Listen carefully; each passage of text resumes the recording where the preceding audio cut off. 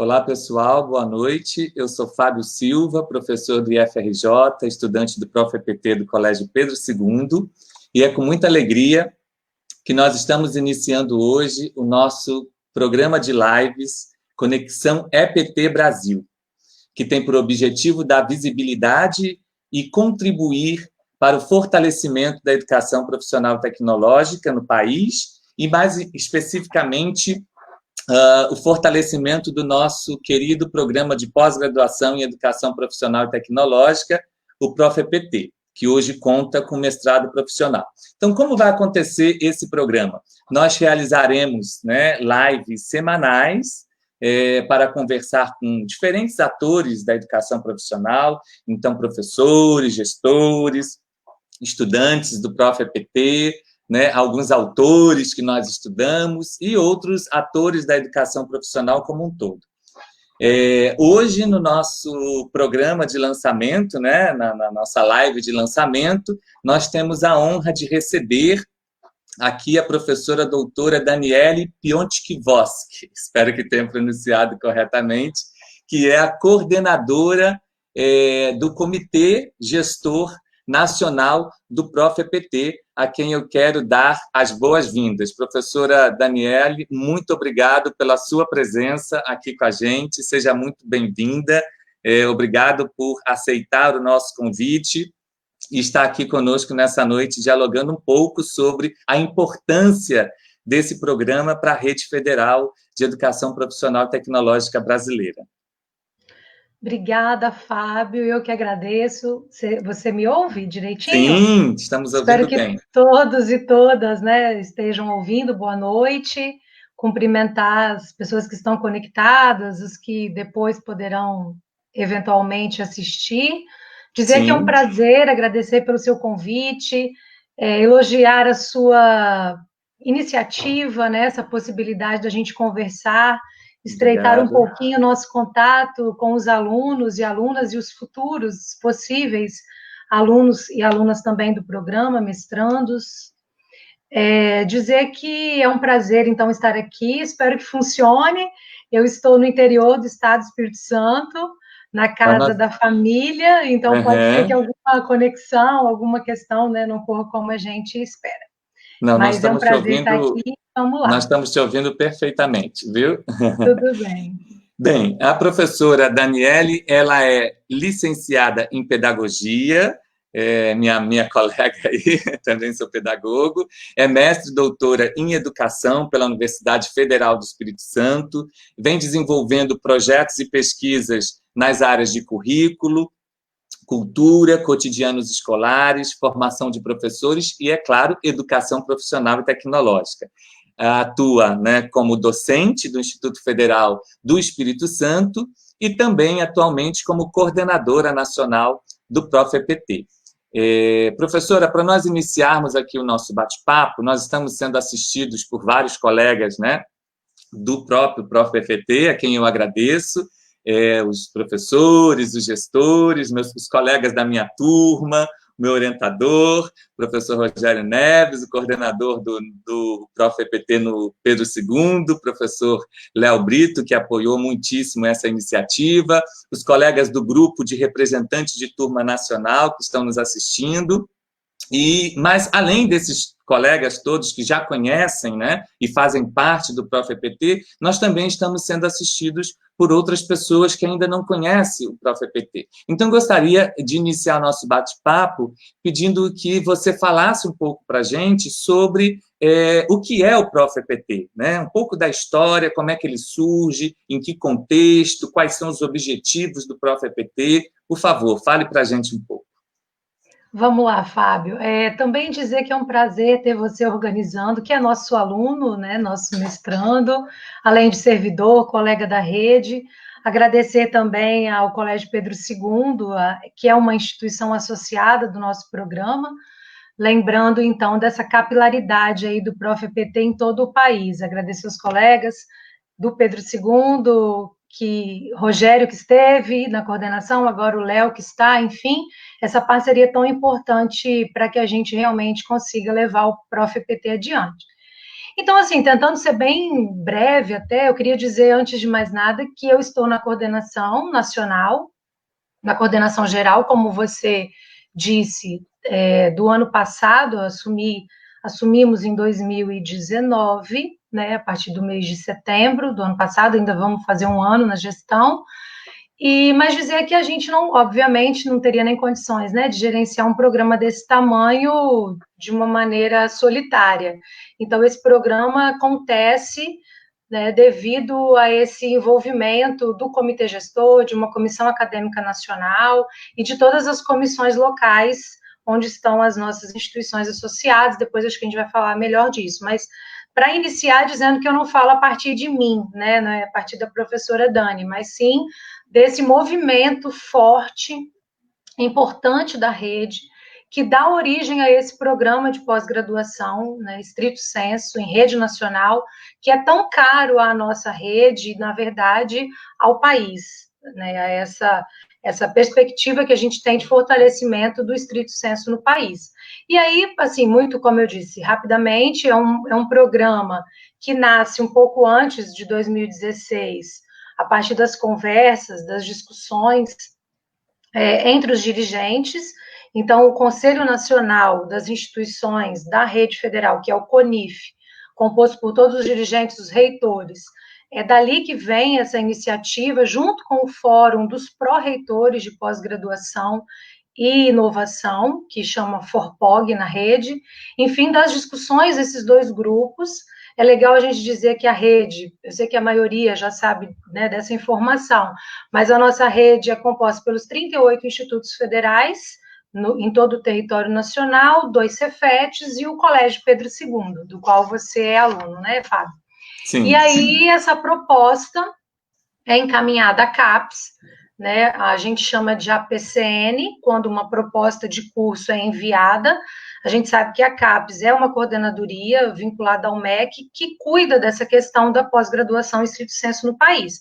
Então, o projeto é submetido à CAPES, buscando aí propor essa formação em educação profissional e tecnológica para todo o país, em rede nacional, como já aparece, né, na proposta.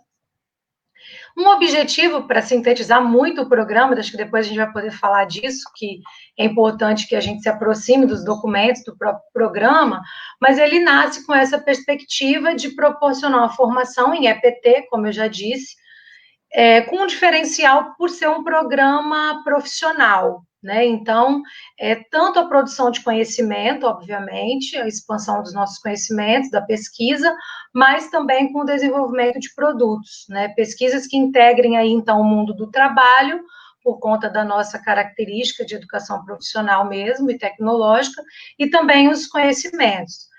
Uma outra questão importante que, assim, a gente nasce com 18 instituições associadas, né, o primeiro grupo de institutos, vamos dizer assim, foram os primeiros 18, depois mais 18, e depois os últimos 4 que se credenciaram, e aí a gente chega, então, a essa capilaridade hoje de 40, temos 40 instituições que compõem, então, o nosso programa, né?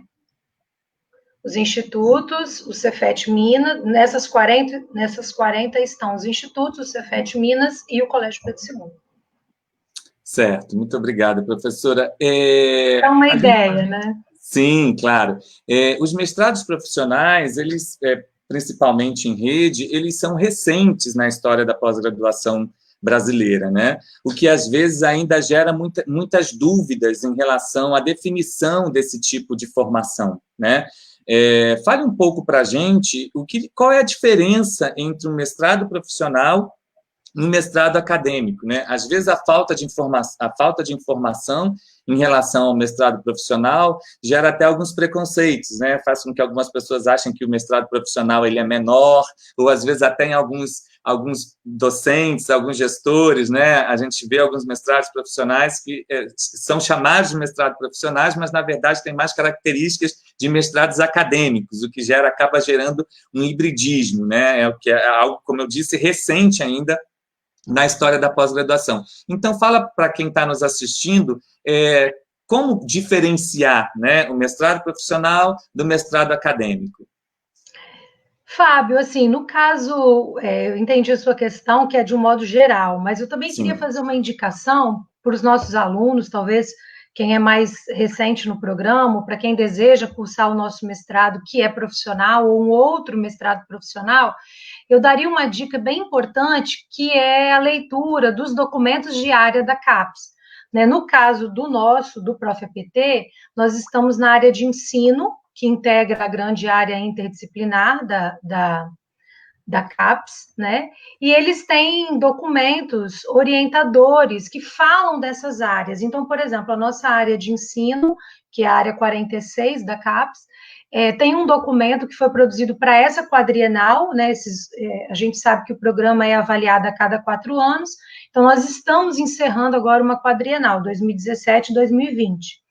E possivelmente ano que vem sairá uma nova edição desse documento. Mas o documento atual da área de ensino da CAPES, especificamente, ele é muito rico para a gente entender melhor isso, né? Além de trazer uma caracterização da área, o diálogo com outras áreas, por isso que ele também é interdisciplinar, né? E toda essa questão vai no cerne dessa diferença, que é a produção, a criação dos produtos. Eu acho que o que diferencia, de modo especial, os produtos, desculpa, os mestrados acadêmicos e doutorados também, né, dos profissionais, é esse caráter de inovação e de uma pesquisa que vai sendo realizada na produção desse produto educacional. Né? Então, a gente vê no próprio documento essa indicação de que a gente pretende que, lógico que tem um rigor metodológico, que tem um rigor científico, isso não vai deixar de existir, porque trata-se de um programa estrito sensu, não é? Mas busca-se aí um impacto social, esse é o diferencial, é um produto e, portanto, a sua pesquisa terá um embasamento teórico, vamos dizer assim, para quem está começando, né? Mas esse produto vem nascendo junto com essa pesquisa, né? E é como se a gente devolvesse para a sociedade algo que vai ser aplicado, e aí tem toda, no caso da nossa área de ensino, por exemplo, uma intencionalidade de que isso melhore a educação básica no país, né? Então, todos esses produtos que vão ser realizados, criados com os sujeitos da investigação, durante a pesquisa, isso vai nascendo no decorrer de todo o processo de investigação, obviamente, isso vai estar presente nos repositórios, né? Então, a própria dissertação, o próprio artigo final, no caso do mestrado profissional, ele tem essa característica de um relato. Outro dia aconteceu uma live com a professora Ivanise, que é da coordenadoria da nossa área de ensino, sei que vocês também participaram, e ela falou muito isso, assim, ele traz essa característica de um relato descritivo desse produto, da criação, da aplicação desse produto, sem esquecer, obviamente, de um respaldo, de um referencial teórico metodológico, né? No nosso caso da área de ensino, assim, para não esticar muito, tem essa questão dos contextos reais da sala de aula ou de outros espaços de ensino. Então, a indicação é que a gente realmente produza e aplique, né, e faça o uso já desse produto, que depois poderá ser replicado, obviamente, em outras experiências. E no documento, também é legal para quem está começando, tem intenção de começar o mestrado, eles dão, inclusive, as sugestões dos possíveis produtos. Acho que esse é o grande diferencial. O mestrado profissional tem rigor teórico, acadêmico, obviamente, discussão, embasamento, mas tem muito, tem tudo isso, você muito, sabe por que, sinal. né? Isso, mas tem a criação do produto. Pois é, como nós já dissemos, trata-se de um mestrado em rede, né? Em relação à estrutura do ProfEPT, como está organizada, né, a questão da gestão, né? A gente sabe, tem aí o comitê, né, gestor nacional, mas nós temos as coordenações locais, né? Qual é o papel de cada comitê, como que vai a questão da autonomia, dos limites de cada um, como se dá essa questão da gestão do programa no Brasil? Tudo que você me pergunta, eu falaria bastante tempo, tá, Fábio? A gente Mas vai tentando, né, se policiar para também não ficar muito. Mas, assim, extenso. por conta da dimensão mesmo do programa, né? Nós temos hoje uma gestão que eu diria que é amplamente compartilhada. Eu acho que o programa nasceu com essa característica que vem sendo mantida, que é uma coisa bastante importante. Como você falou, nós somos 3 instâncias, né? Tem um comitê nacional, né, o Comitê Gestor Nacional, a Comissão Acadêmica Nacional e as comissões locais, que comumente são chamados colegiados, né? Então, cada coordenador de instituição associada com o seu grupo de docentes. Então, assim, no nosso regulamento, nosso regimento, que está disponível, inclusive, na página, acho que é legal todo mundo que é aluno ou que pretende ser aluno ou aluna se aproximar também desses regulamentos para entender um pouco melhor o programa, né? Mas, enfim, a gente tem essa previsão de que essa gestão do programa vá se organizando desse modo. Então, algumas ações, alguns encaminhamentos, alguns documentos, eles têm que sair de uma maneira nacional, vamos dizer assim, por conta desse caráter de rede, né? É um programa que tem 40 instituições no país inteiro, né, capilarizada em todo o território, mas alguns encaminhamentos precisam ser comuns, né? Então, aí entra a função, assim, simplificando um pouco, do comitê gestor, procedimentos, períodos, né, organizações, assim, mais gerais, mais macro do programa, número de vagas, essas organizações mais macro. Desculpa, não sei se você gostaria de saber quem compõe, talvez, alguma coisa Sim, assim. na verdade, eu ia dizer que vocês realizam, né, realizado os seminários de alinhamento, né, eu acho que é importante mencionar isso, né, para quem está assistindo, né. Para a gente se encontrar, para a gente... Então, como eu falei, é compartilhada e também é próxima, embora a gente esteja no território todo do país, mas é uma prática que o Prof. PT sempre fez de 2, pelo menos, seminários anuais, de modo que as pessoas se encontrem, porque nessas comissões nós temos representantes das diferentes regiões, representantes docentes, representantes dos coordenadores das instituições, então é importante que as pessoas se encontrem. Desde a pandemia, quando começou a pandemia, a gente tinha um encontro em março, né, mais no finalzinho do mês.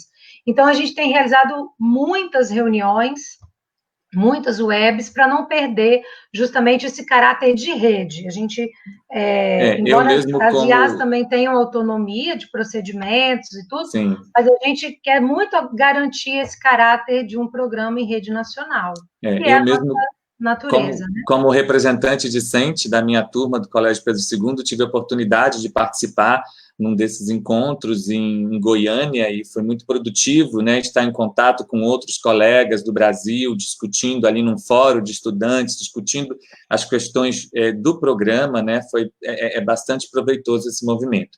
Professora, você já falou para a gente um pouco dessa gestão, né, dessa grandiosidade do programa, mas eu gostaria que você detalhasse um pouco mais sobre os números, né? Você pode fazer um apanhado para a gente sobre quantos estudantes o programa tem hoje, quantos mestres egressos, o número de produtos educacionais que já foram produzidos no âmbito do Prof.EPT? Poderia dar para a gente uma visão geral, um panorama, né, dessa questão quantitativa do Prof.EPT? Para esse momento, eu fiz uma cola, porque Fique à vontade. geralmente esses números são perguntados, né?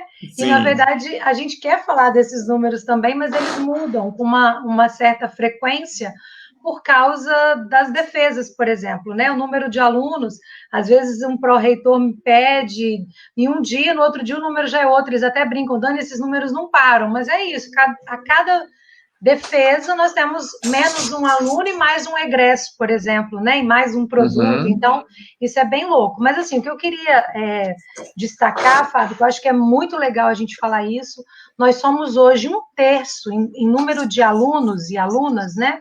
Nós somos 1/3 do total de todos os mestrandos da área de ensino do país. Vocês, que são alunos já, para os que já são, do Prof.EPT, correspondem a 1/3 de todas as vagas dos mestrados profissionais do país. Nós somos 95 cursos de mestrado. Então, por aí a gente sente, né, o drama, como eu costumo brincar, né? A gente sente a responsabilidade e a força desse programa. Então, hoje, né, hoje, assim, eu vou te falar os dados que eu anotei da Sucupira, que também é uma plataforma que a gente fica o tempo todo alimentando e prestando conta do programa, é lá que através do que está registrado lá que a CAPES faz a nossa avaliação, né?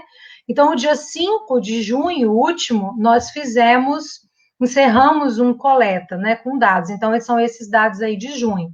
493 docentes, quase 500 professores, 2.062 alunos, né? Muita coisa, né? E aí, muita coisa. 400 e alguma coisa projetos de pesquisa, 287 defesas já, isso dados de 2019, né? A gente está falando de um coleta de 2019.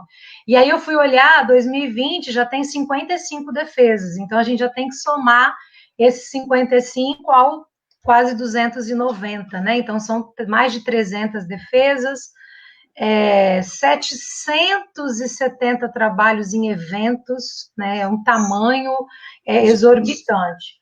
445 livros publicados por docentes, por pessoas ligadas ao programa, né? 690 artigos em periódicos. Então, e se a gente olha os dados de 2019, nós temos pelo menos 35% de aumento dos dados de 2018, né? Obviamente. Então, os mestrandos que vão concluindo e vão continuando a sua produção como egressos, junto com os docentes, né? Então, a gente queria destacar isso também. Os alunos têm um protagonismo importantíssimo para o programa, não só pelos números, mas pela produção, pelo envolvimento, pela produção dos trabalhos, dos produtos. E aí, assim, aproveitando, fechando essa ideia dos números, eu queria falar também da revista. Eu acho que é uma coisa que eu anotei realmente para não esquecer, que é bem interessante a gente lembrar que o nosso programa, embora tão jovem, já tem uma revista, que é a EPT em Revista, e tem uma equipe editorial, professores do programa envolvidos.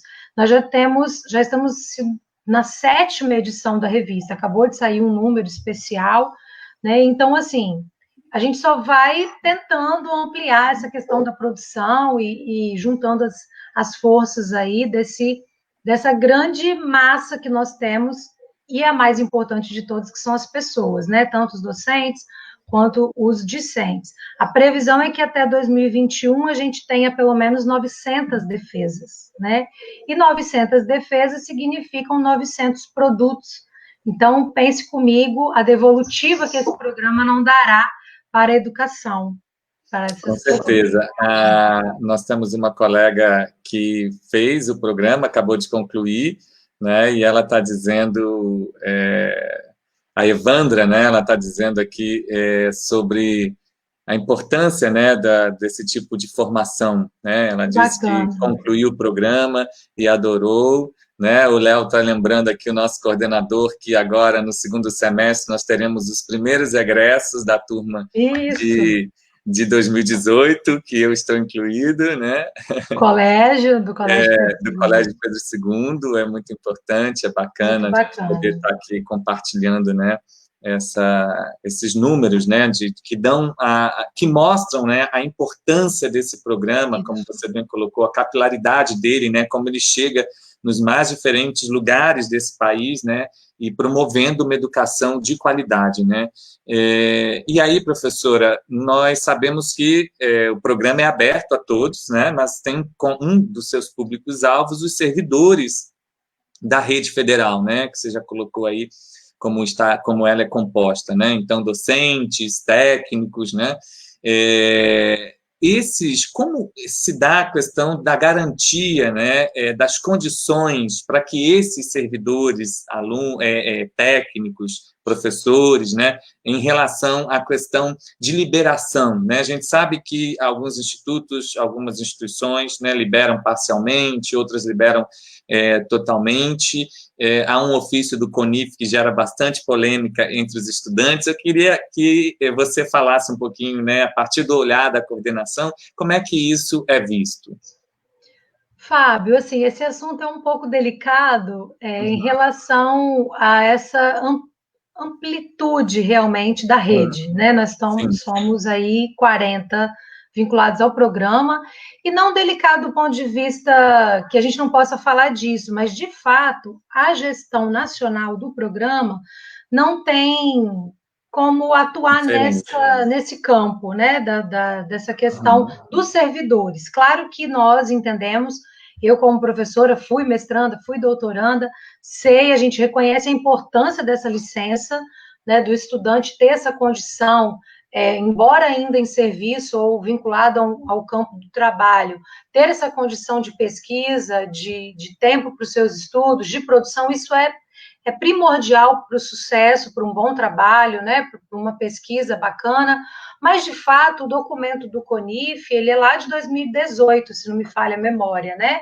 e lá falava numa licença parcial, e o que a gente tem visto é que essas discussões, elas se dão realmente nas instituições, porque é legal a gente lembrar uma coisa, o programa é em rede, mas tem muita autonomia que é institucional também, né, essas IAs todas, elas têm um pró-reitor de pós-graduação e inovação, elas estão vinculadas a uma reitoria, né?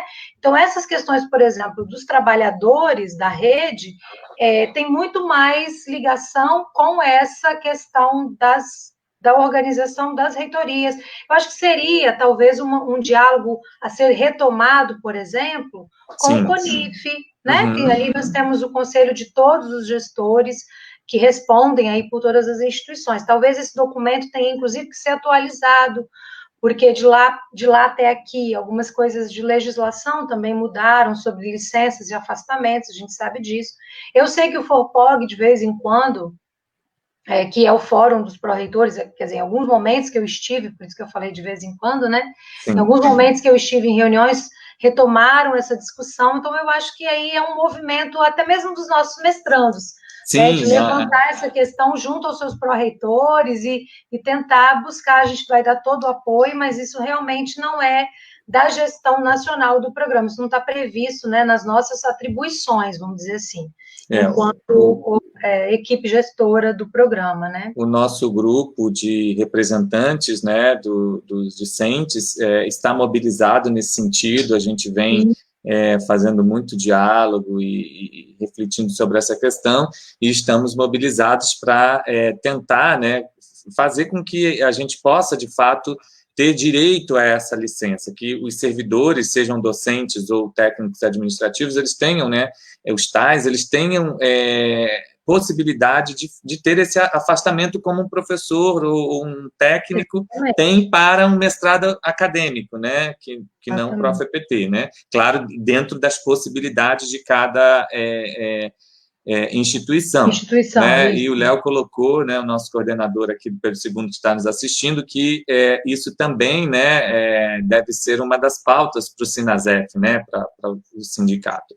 Bem, como nós dissemos, o programa está aberto para outras pessoas que não só da rede federal, né, servidores da rede federal. Em relação à realização da pesquisa, né, e da aplicação do produto, em que contexto esses produtos, né, e a pesquisa deve ser realizada, os produtos aplicados? Porque isso é uma questão, e eu estou dizendo a partir da nossa realidade, né, da minha turma com colegas que não fazem parte da rede federal, e aí tinham muitas dúvidas em relação a isso. É possível realizar tanto a pesquisa quanto a aplicação em contextos como a universidade, o ensino médio não técnico, né, ou na empresa, ou em organizações do terceiro setor? Como se dá essa questão da realização da pesquisa e da aplicação do produto para quem não está atuando, que não é ator, né, ainda, né, diretamente da educação profissional e tecnológica? Fábio, essa questão é assim, eu compreendo e sou sensível, inclusive, a essa realidade que muitos dos nossos alunos não são da educação, né, da área enfim, de ensino, né, dos espaços aí dos sistemas educacionais, mas essa não é a questão, assim, principal, norteadora disso. Na verdade, o que dita isso para a gente? A área em que o nosso programa está vinculado, né? E aí, a nossa área, como eu já disse, é a área de ensino. Então, a gente volta lá nesse documento de área que eu te falei, que todo mestrando e mestranda precisa estudar, né, que traz esclarece a gente em muitas questões, né, nos esclarece com informações importantes, e lá está sendo dito que a gente precisa que as pesquisas tenham uma aderência, como é uma expressão que o pessoal gosta de usar lá da CAPES, com a área de ensino.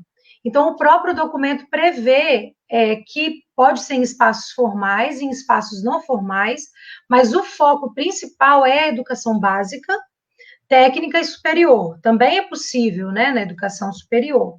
De todo modo, tem essa reafirmação de que a gente precisa melhorar a educação básica no país, né? Então, a situação da educação básica, os desafios da formação de professores, de técnicos, de pedagogos, enfim.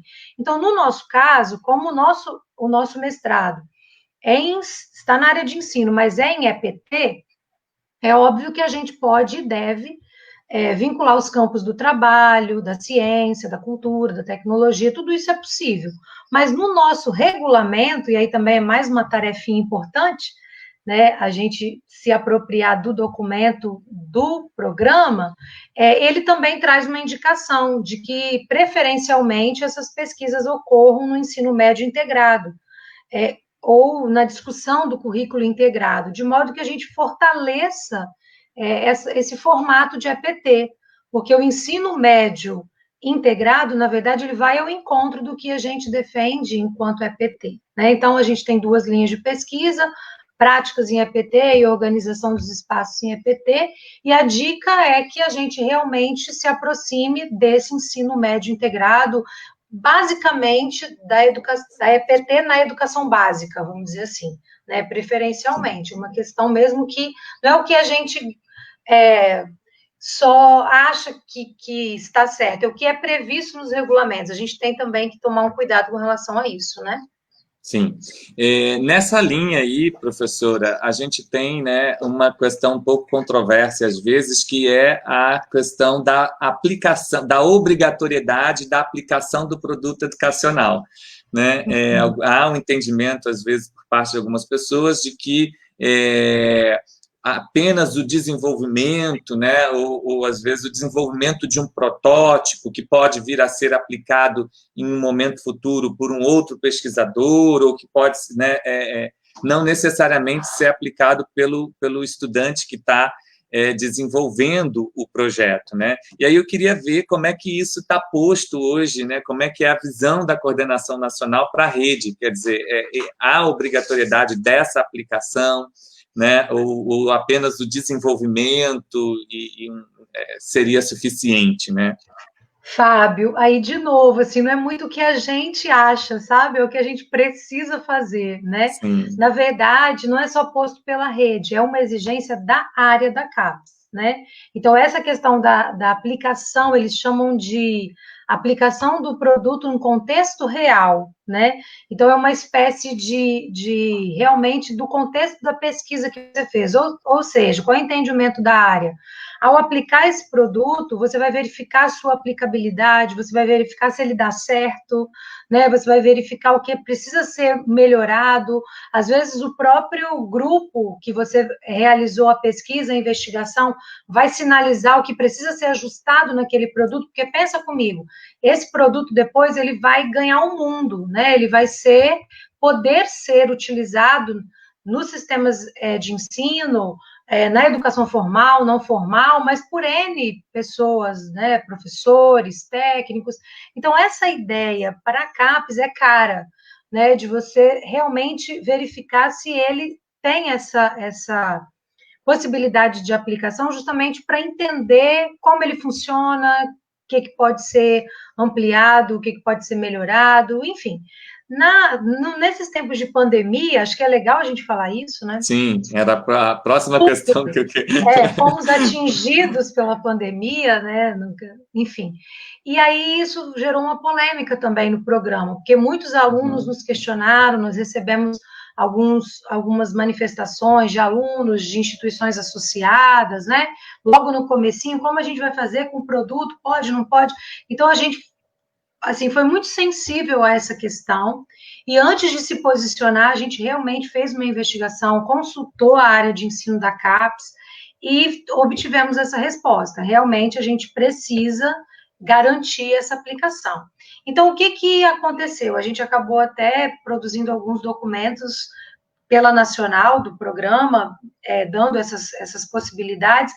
Para essa quadrienal, que encerra agora, a CAPES tirou, né, por meio de portaria, tudo direitinho, publicou essa questão, tirando a variável tempo. Então, qual foi o entendimento? A gente agora pode estender um pouco mais o nosso prazo para a conclusão do mestrado.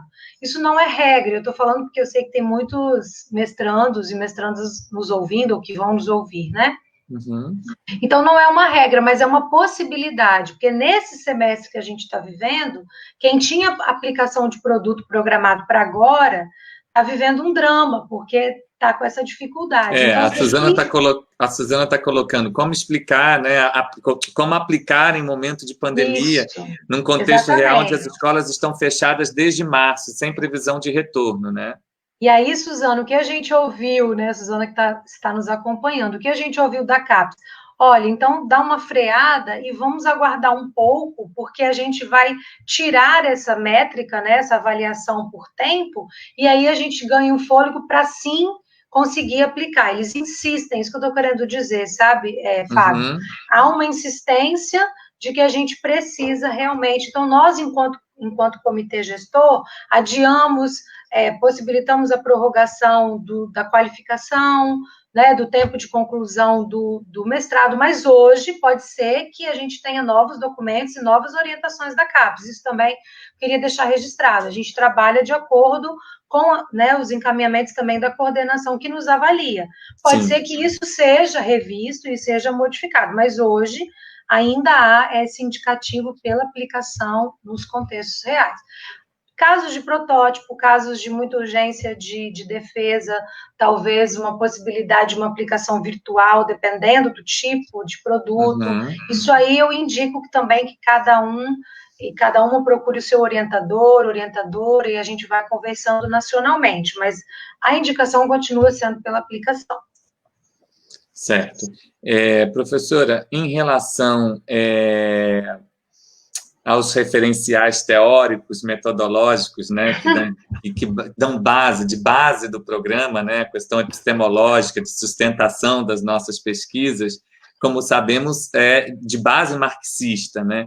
E como tem sido sustentar, né, isso no momento político que vivemos hoje no Brasil, né? Como é que tem sido para o Prof.EPT, né? E aí tanto pela experiência da coordenação, mas até a partir do que você tem ouvido dos coordenadores, e como é que tem sido essa questão de manter o programa nessa linha, né, de base marxista, né? Você realmente fez essa pergunta, né, Fábio? Onde você tirou essa pergunta, Fábio? Então, na verdade, assim, Fábio, como a gente tem feito enquanto programa é resistido bravamente a isso, assim, resistido bravamente, que eu quero dizer, seguimos com as nossas bases, né? Sim. E aí eu quero dizer também que, assim, na verdade, isso é uma questão um pouco delicada também, mas hoje o que nós temos? Nós temos um grupo de teóricos renomados, inclusive no nosso país, e aí você saberia citar todos eles que você também estudou, né?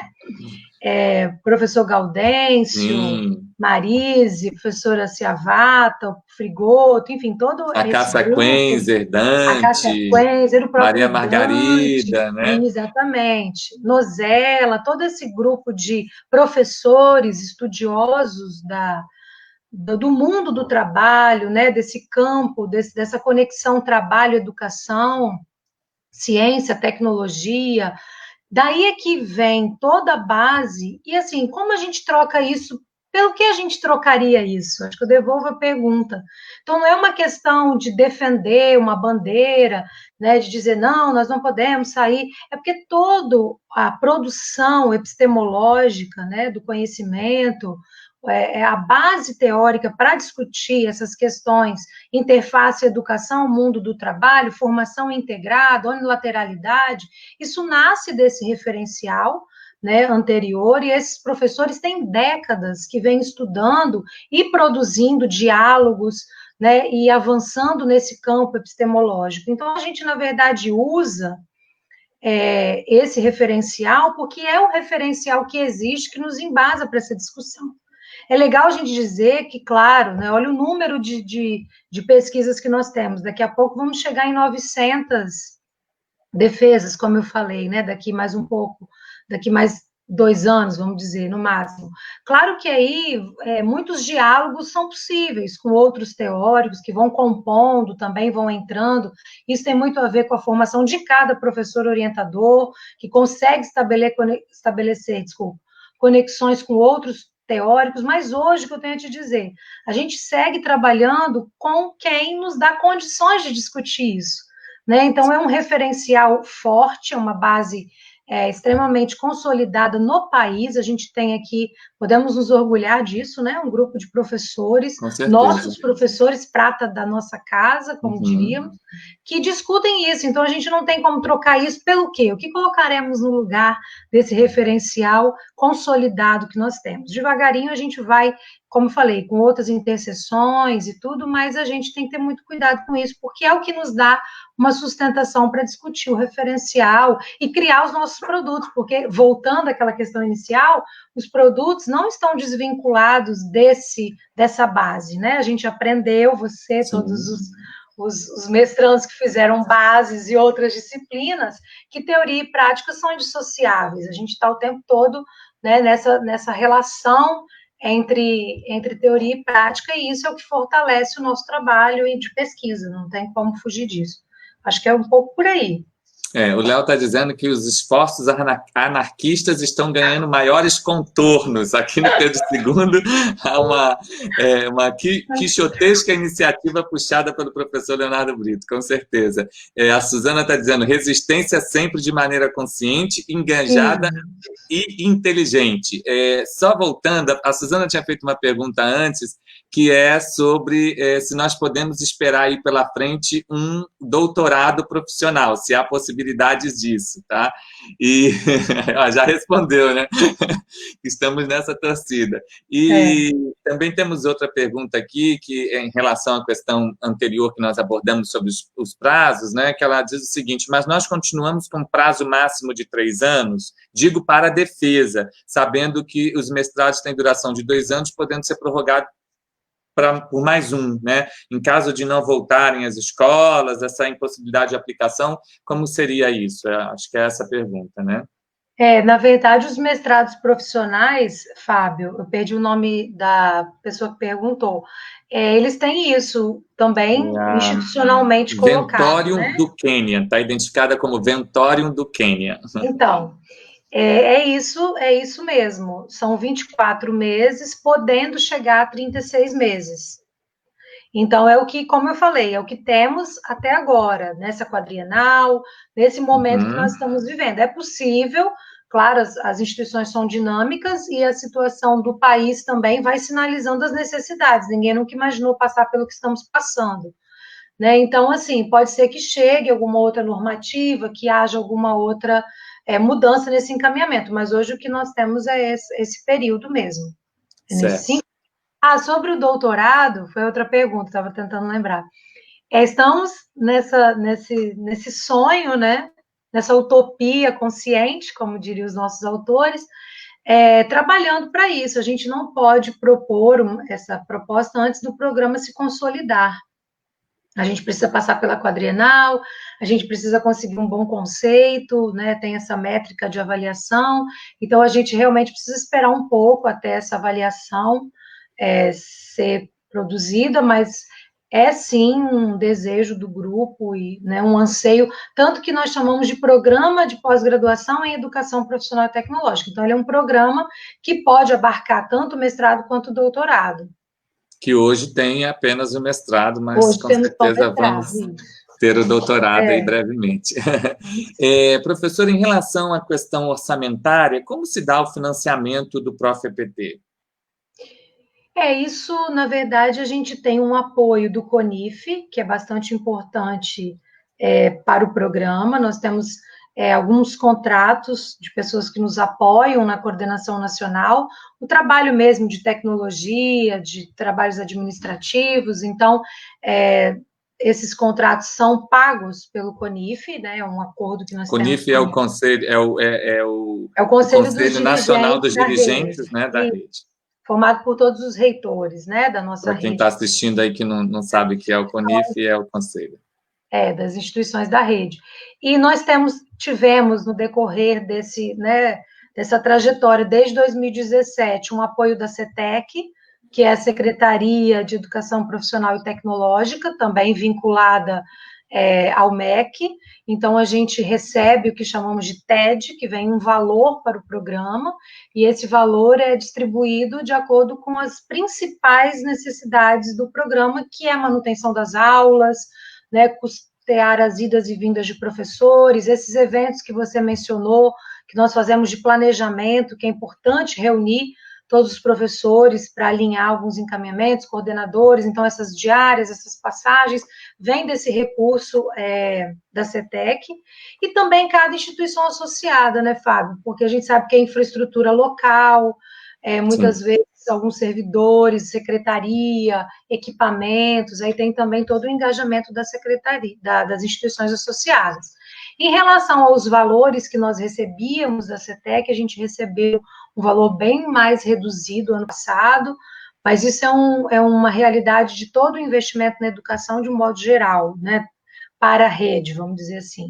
Os orçamentos que têm chegado até as instituições, a gente sabe que tivemos uma queda aí de valores, mas a gente segue também nessa luta, tipo a luta do doutorado, que é mostrando a importância do programa, a amplitude, que a gente não consegue sobreviver sem recursos, e seguimos aí nessa batalha, né, que é sempre necessária, mas que a gente também, não sei se seria necessária, né, a gente acaba tendo que fazer e faz, e seguimos buscando esses recursos. Certo. Está lendo as perguntas?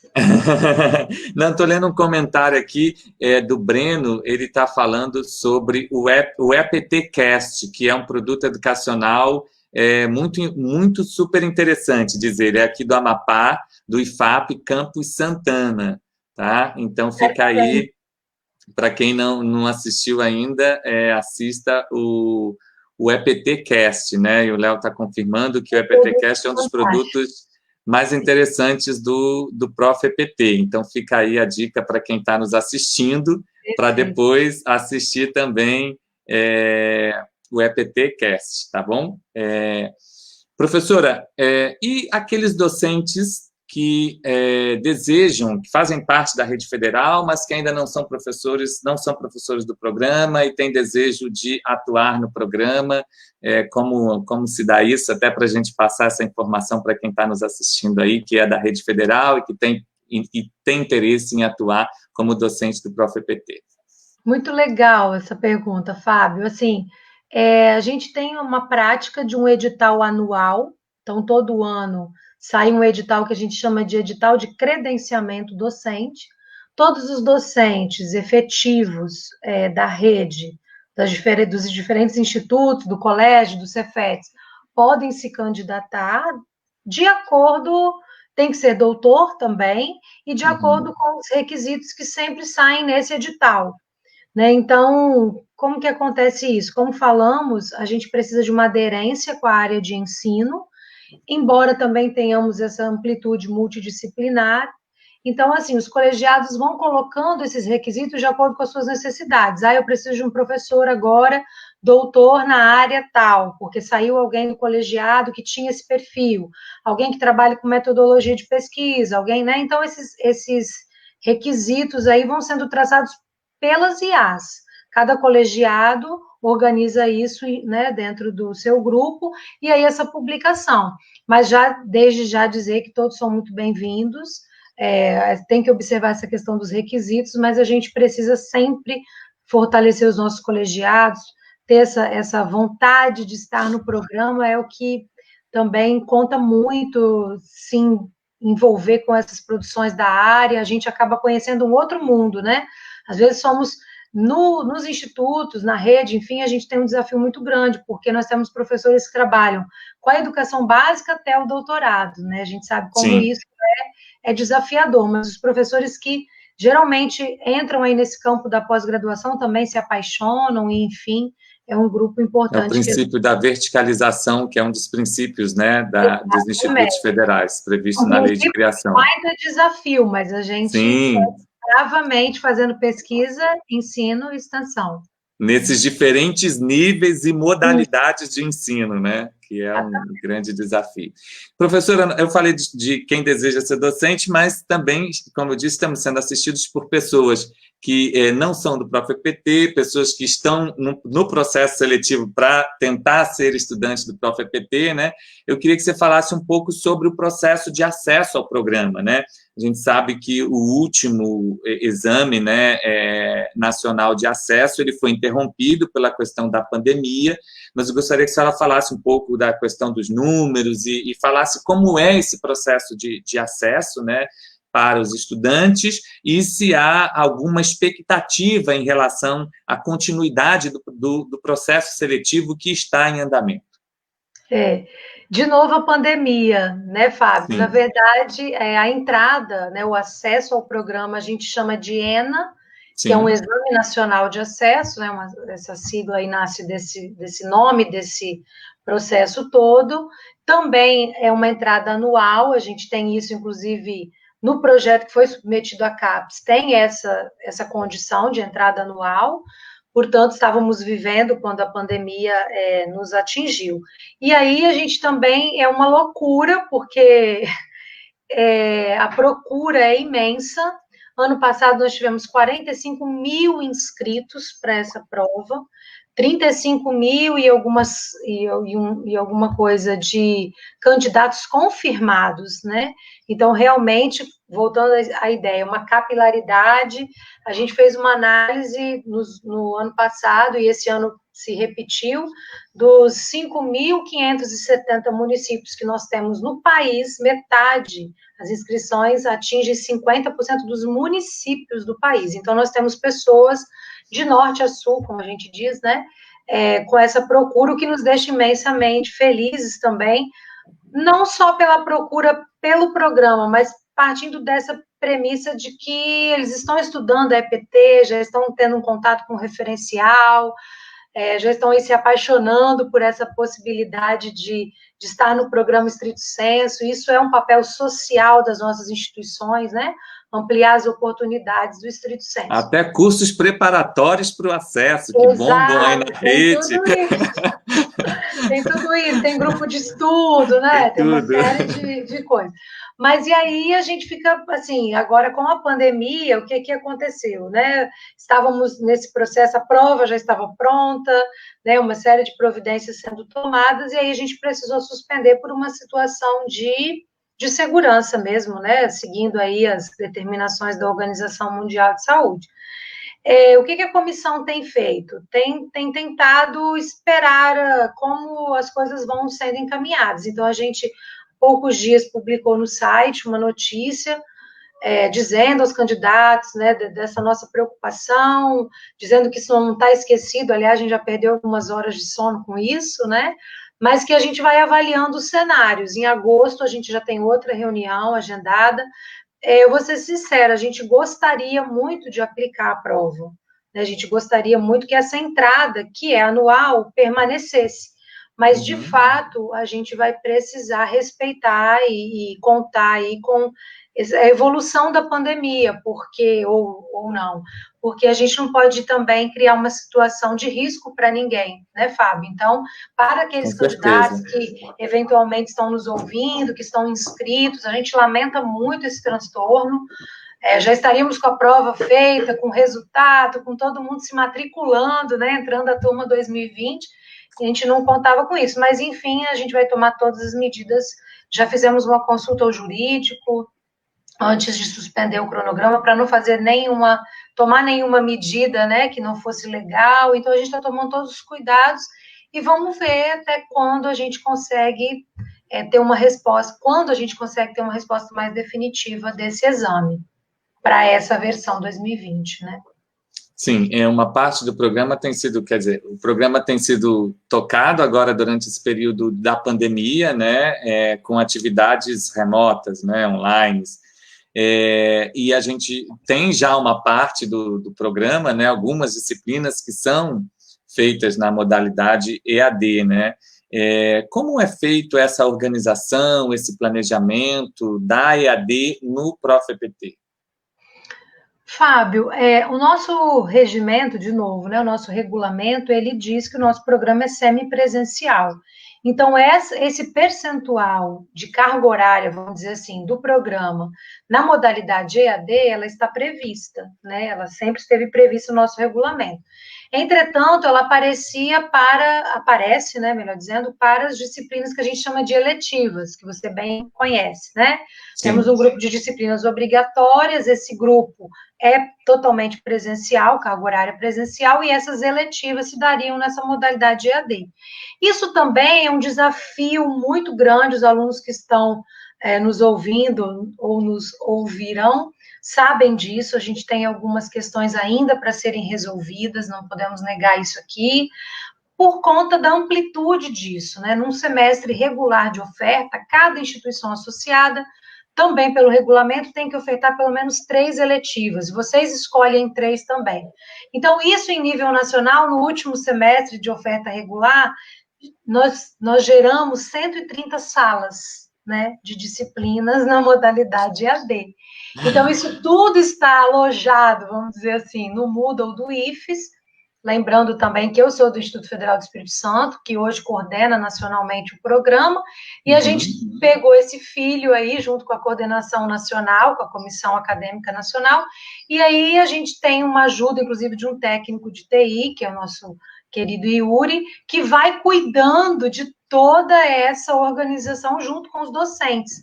Mas aí você bem sabe que isso é um desafio, porque nós estamos falando de 130 professores no país inteiro, né, sim, com metodologias diferentes, em que os alunos também têm condições de acesso diferentes, né, diversas. Então, são muitos, muitos desafios. A gente conta com a compreensão, com a paciência, muitas vezes, né, com o engajamento assim, bastante importante de todo esse grupo, mas a gente ainda tem algumas coisas que realmente precisam ser ajustadas.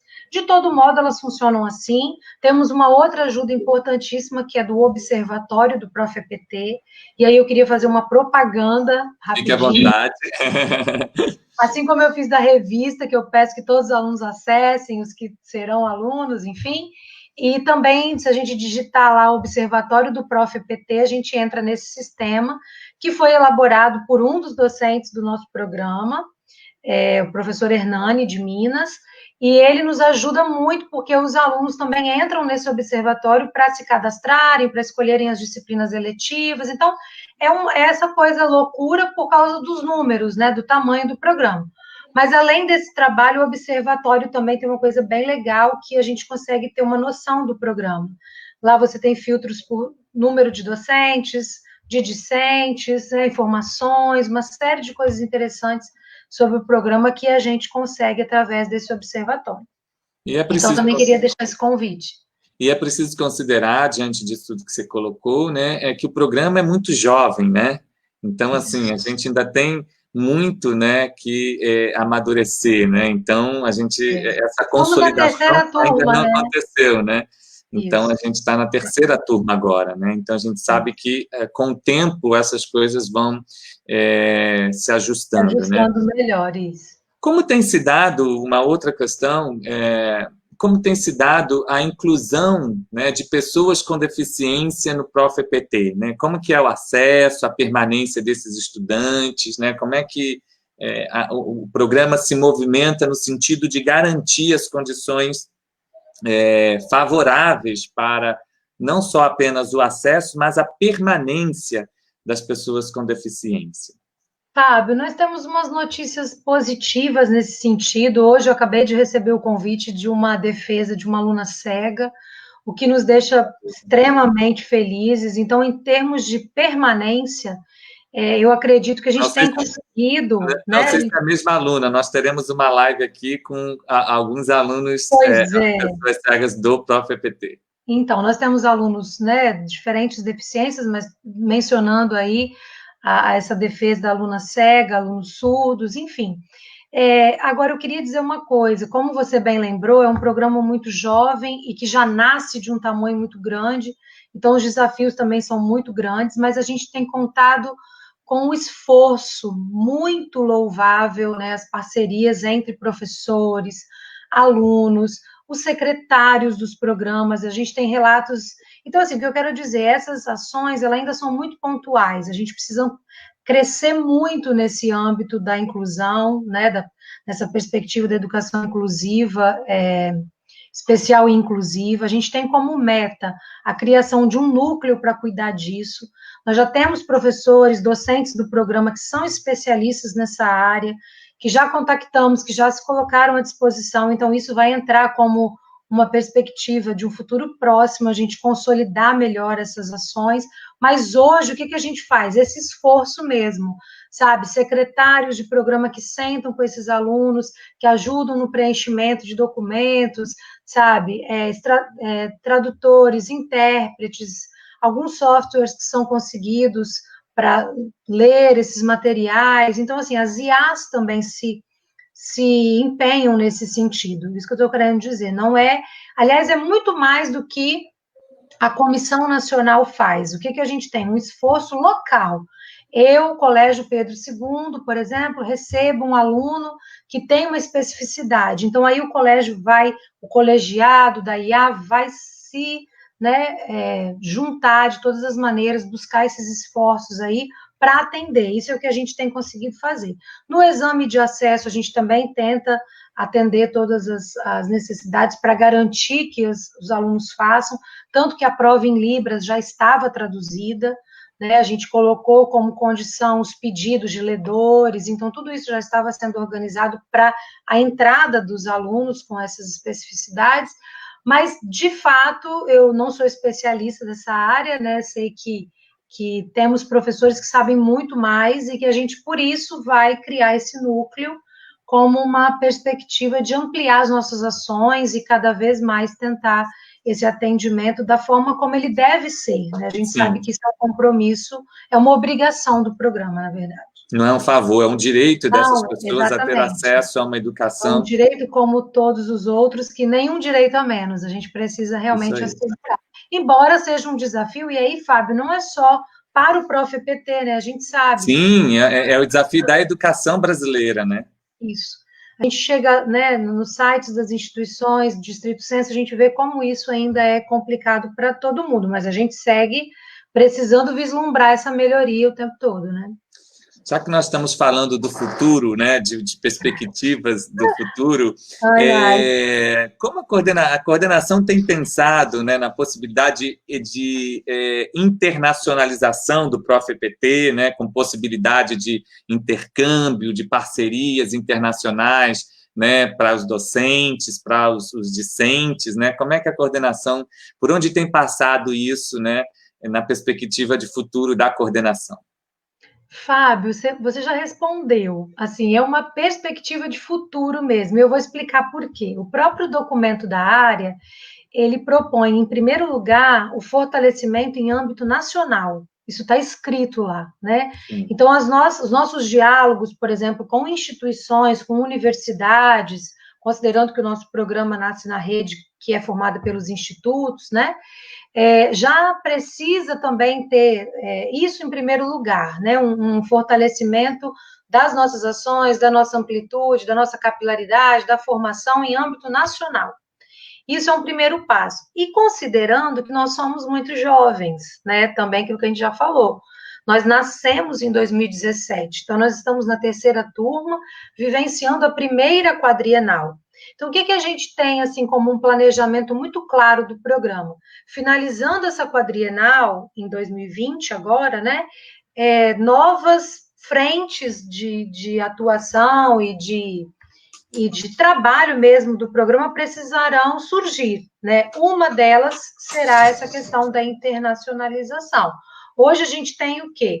Algumas parcerias e algumas ações de docentes, né? Nós temos docentes fazendo intercâmbios, fazendo pós-doutorado, fazendo ligações aí com o Instituto do Porto, nós tivemos com a Universidade Tecnológica do Uruguai, nós tivemos com instituições de ensino da Finlândia, mas, assim, muito honestamente, movimentos dos docentes, buscando essas parcerias, buscando esses estudos nessas instituições. Isso e a gente já conversou sobre isso numa das nossas reuniões de planejamento, né? Já pensamos, inclusive, na criação de uma comissão para estudar isso, para que a gente implemente de uma forma mais consistente pós-avaliação quadrienal. né, nesse novo ciclo que o programa vai viver, que será os próximos 4 anos, né? Nesse nascedouro do programa não tinha muito como fazer isso, era muita coisa para organizar, garantir as aulas, garantir, né, a formação de vocês em primeiro lugar. Acho que essas questões virão agora a partir do segundo movimento aí, do próximo quadriênio, né? Nós estamos caminhando já para o final, para o encerramento da nossa live, né?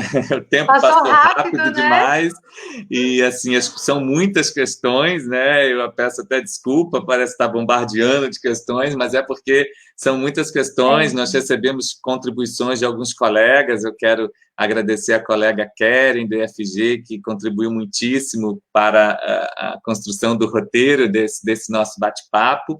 E aí eu gostaria que você falasse um pouco, né, nessa mesma linha, né, quais são os desafios que estão postos hoje para o ProfEPT e quais as perspectivas do programa? Eu sobrevivi, né, Fábio? Pois é, tá vendo? Já estamos concluindo, já passamos já passamos de 1 hora aqui, pessoal participando e sobrevivemos. Bom, acho que já que a gente vai caminhando para o programa final, de estreia, de lançamento, a gente fica, né? Como é que vai ser? Na casa improvisada, não sei como ninguém abriu a porta, gritou aqui, mas vamos lá. Mas faz parte, faz parte. Em casa, né? Agora é o nosso novo contexto. Eu acho, Fábio, assim, uma coisa bem legal também que eu queria destacar, o ProfEPT tem, nos últimos meses, se dedicado, já há algum tempo, mas nos últimos meses, de uma maneira mais intensa, com a concretização do nosso sistema de autoavaliação do programa, né? E aí já um pedido para os egressos que nos ouvem ou que nos ouvirão, via também esse observatório, que eu falei que a gente já, né, usa bastante, todos serão convidados a avaliar o programa. Então, eu falei dos egressos, porque os egressos são o primeiro segmento que vão entrar, se cadastrar, a gente está fazendo todo um trabalho aí de divulgação, procurem os orientadores e orientadoras de vocês, que eles, né, saberão indicar como fazer isso, mas todos os segmentos do nosso programa, egressos, discentes, docentes e coordenadores das instituições associadas, terão essa oportunidade de avaliar o programa. Isso, para a gente, é a perspectiva de futuro. Por quê? A partir desses dados, dessa avaliação, que nasce com uma comissão que organizou esses instrumentos avaliativos, à luz da ficha de avaliação da CAPES, que vai, né, avaliar o programa. E aí a gente vai coletar, vamos dizer, vamos produzir todos esses dados a partir das respostas de vocês, de todos nós, e daí vai nascer um planejamento estratégico para o programa. E isso a gente está bastante feliz e confiante de que dessa consulta à comunidade nós vamos estreitar mais os nossos laços, as nossas relações, vamos saber mais o que as pessoas pensam do nosso programa, né, quais são as nossas fragilidades, quais são os nossos pontos mais fortes, e daí vai nascer, então, esse planejamento estratégico, que é a nossa perspectiva de futuro, né, pensar as metas, pensar a amplitude desse programa e a consolidação desse programa, como você bem lembrou, questões de gestão, questões de formação, né, o cuidado com os egressos são caríssimos ao programa, assim como, obviamente, os alunos que estão, mas a gente fala isso porque tem partes da nossa avaliação da CAPES que vão extremamente ao encontro do que esses egressos estão fazendo, ou seja, qual o impacto, né, que esse programa criou na vida das pessoas, né, o que tem produzido, então, assim, para dizer para quem está terminando, para quem terminou, que vocês continuam sendo importantíssimos ao programa. É o que eu sempre, quando eu estava mesmo na gestão de ensino dos campi, né, a gente diz, sem alunos nós não somos nada. Então, de fato, o que é caro para a gente? Essa produção, essa transformação de vida, e aí, sem romantizar, mas a gente espera realmente que essas pessoas tenham outras condições de produção acadêmica, profissional, e acho que a consolidação do programa vem aí, desses resultados, né, das vidas desses nossos alunos. E a gente pretende, realmente, que a nossa gestão seja cada vez mais compartilhada, que a gente possa ouvir. É difícil, sabe, Fábio? É bem desafiador por causa do tamanho. A gente tem alguns grupos, alguns canais de comunicação que não param, nem meia-noite, nem de madrugada, né? E é muita gente para a gente poder ouvir, atender, mas nós somos sensíveis a todas essas demandas, e estamos aí. Esperamos também que eventos a gente consiga fazer, eventos mais acadêmicos, regionais, nacionais, né?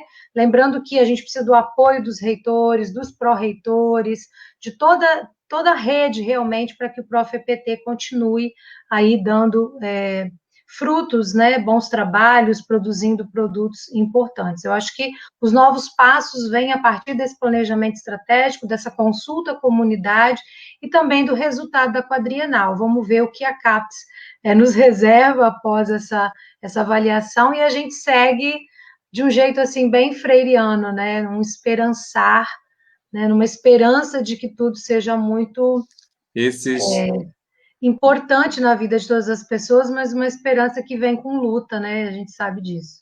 Esses seriam, então, os caminhos para a consolidação e fortalecimento do ProfEPT, é isso? A gente espera que sim. Daniele, muitíssimo obrigado, foi um prazer enorme compartilhar com você esses momentos aqui, quero agradecer muitíssimo, eu acredito assim que foi bastante esclarecedor, bastante proveitoso para todos nós, obrigado aí por estar sempre aberta, né, para o diálogo e para colaborar com a gente aqui nesse canal, nesse espaço que está surgindo, né, hoje. Eu tenho muita alegria de poder tê-la aqui conosco nessa nossa live de lançamento. E gostaria que você fizesse aí suas considerações finais, porque nós já vamos encerrando. Eu falei muito, né, Fábio? Não, foi ótimo. Eu não vou querer nos assistir desse jeito. Mas, assim, para finalizar tudo isso que eu já falei, o que a gente espera do programa, né, com toda a nossa força, a nossa energia, das pessoas todas. Então, assim, dos gestores, dos professores, das instituições de cada cantinho aí das nossas IAs, dos nossos alunos, e também dizer que eu fiquei muito feliz com a sua primeira temática, que foi falar do programa.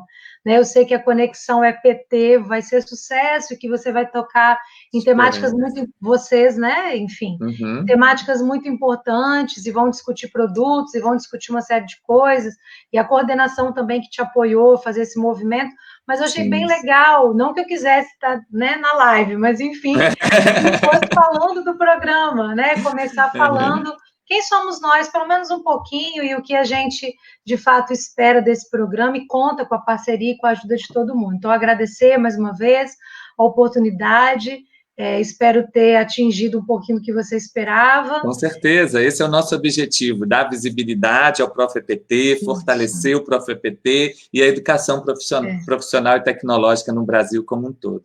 E a sua generosidade por ter paciência, entrei, não entrei, está dando certo, não está dando certo, você foi conduzindo tudo, e assim, dá despedir de uma maneira muito especial, então, dos alunos que estiveram aqui nesse momento, e alunas, né, ou egressos, ou ainda em atividade no programa, dizendo que, de fato, a gente segue bem juntos e juntas e nesse caminho de formação, que, inclusive, nem a pandemia nos parou, né? A gente sabe de todos os problemas, das dificuldades, das tristezas, dos medos, mas eu acho que manter o percurso formativo também é um compromisso do programa com todos e todas, tá bom? A gente segue nessa luta e resistência pela educação profissional, né? Isso, sempre. Gratuita e de qualidade, né? Para todos, né?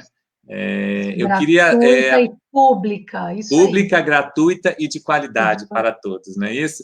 Eu quero só fazer uma divulgação já para os nossos colegas da nossa live de semana que vem. Na semana que vem, o Conexão EPT Brasil vai estar recebendo o Arthur, que é um mestre egresso do ProfEPT do IFSU, né, sul-rio-grandense, e o Ivan Pedroso, que é um mestre egresso do ProfEPT pelo Instituto Federal de São Paulo, e a nossa temática será produtos educacionais para a formação para a diversidade de gênero e sexual na educação profissional e tecnológica. O Arthur vai falar um pouco sobre o guia de sugestões de oficina sobre gênero e sexualidade que ele desenvolveu, e o Ivan vai falar sobre sequência didática, né, na questão da discriminação e violências de gênero sexuais, né, como conhecer, combater e superar. Então, o convite já fica feito a todas e todos, para que na próxima semana esteja conosco, participando de mais uma live. Entre conosco nessa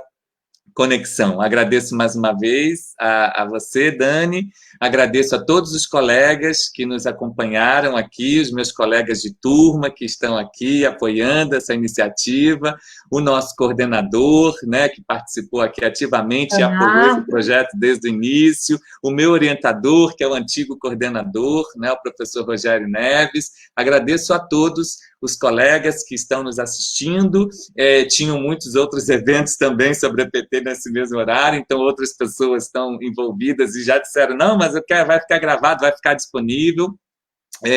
Por favor, sigam, né, a nossa página no Facebook, né, Conexão EPT Brasil, nós estamos também no Instagram, no YouTube e no Twitter, para que a gente possa fortalecer esse movimento de conexão em defesa da educação profissional e tecnológica no Brasil. Muito obrigado a todas e todos, tenham uma excelente noite e até a próxima live. Até a próxima. Tchau, Parabéns, gente. Fábio. Obrigado, querida. Tchau, tchau para nós.